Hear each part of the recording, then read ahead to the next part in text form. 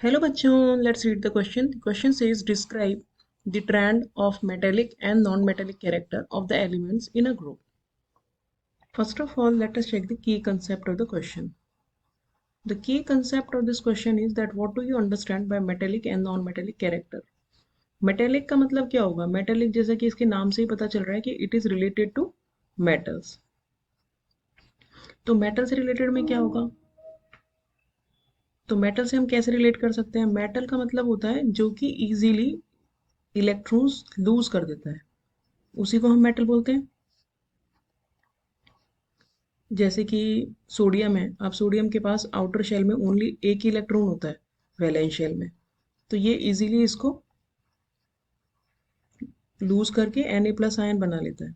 तो मेटल को हम उससे मानते हैं जो कि जिसका आउटर इलेक्ट्रॉन इजीली बाउंड होता है, सॉरी लूजली बाउंड होता है और इजीली वो उसे डोनेट करके कैटायन में कन्वर्ट हो जाता है। तो ये तो हो गया मेटेलिक कैरेक्टर, मतलब मेटेलिक कैरेक्टर इंक्रीज होगा, दैट मीन्स कि उसके इलेक्ट्रॉन को लूज करने की पावर इंक्रीज हो जाएगी। और नॉन मेटेलिक कैरेक्टर अपोजिट हो गया।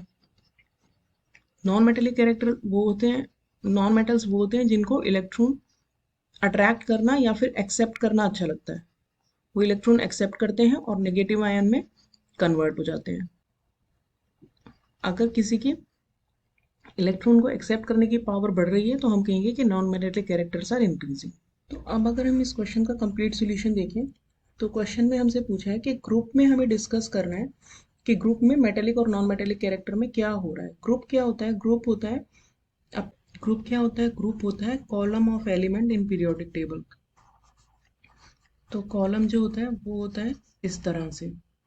तो जैसे कि हम एल्कली मेटल के ग्रुप की बात करें, पहला जो ग्रुप होता है सोडियम, पोटेशियम, रुबीडियम, सीजियम, और यहाँ सबसे ऊपर होता है लिथियम। तो ग्रुप में क्या होता है? ग्रुप में जब हम ऊपर से नीचे जाते हैं तो जो मेजर चेंज है वो क्या होता है कि नया शेल ऐड होता जाता है। सपोज इसके पास ये एक है शेल, तो सोडियम के पास एक और हो जाएगा एक्स्ट्रा, और नीचे जाएंगे तो एक और शेल ऐड हो जाएगा।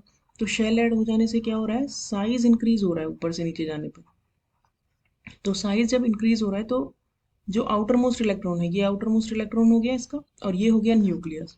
तो आउटर मोस्ट इलेक्ट्रॉन की न्यूक्लियस से दूरी बढ़ जाएगी। न्यूक्लियस से जब आउटर मोस्ट इलेक्ट्रॉन की दूरी बढ़ जाएगी तो इनके बीच का अट्रैक्शन भी कम हो जाएगा, लेस अट्रैक्शन हो जाएगा। तो अगर न्यूक्लियस और इलेक्ट्रॉन के बीच में अट्रैक्शन कम हो गया तो वो जो इलेक्ट्रॉन है आउटर मोस्ट शेल में उसको डोनेट करना ईजी हो जाएगा। अब अगर इस इलेक्ट्रॉन को लूज करना इजी हो जाएगा तो मेटेलिक कैरेक्टर इंक्रीज हो जाएंगे।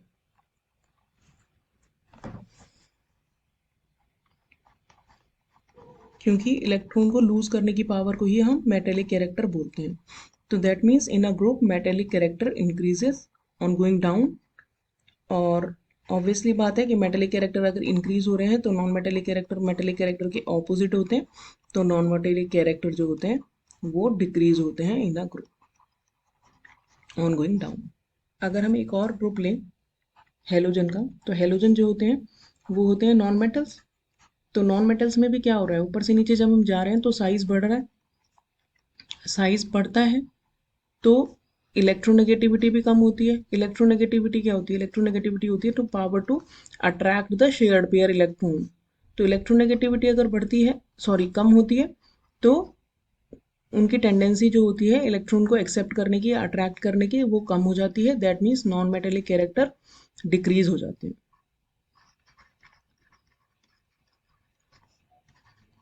So these two examples shows that on going down the group, non-metallic characters decreases and metallic character increases. So this is our final answer. Hope you understood the solution well. Thank you.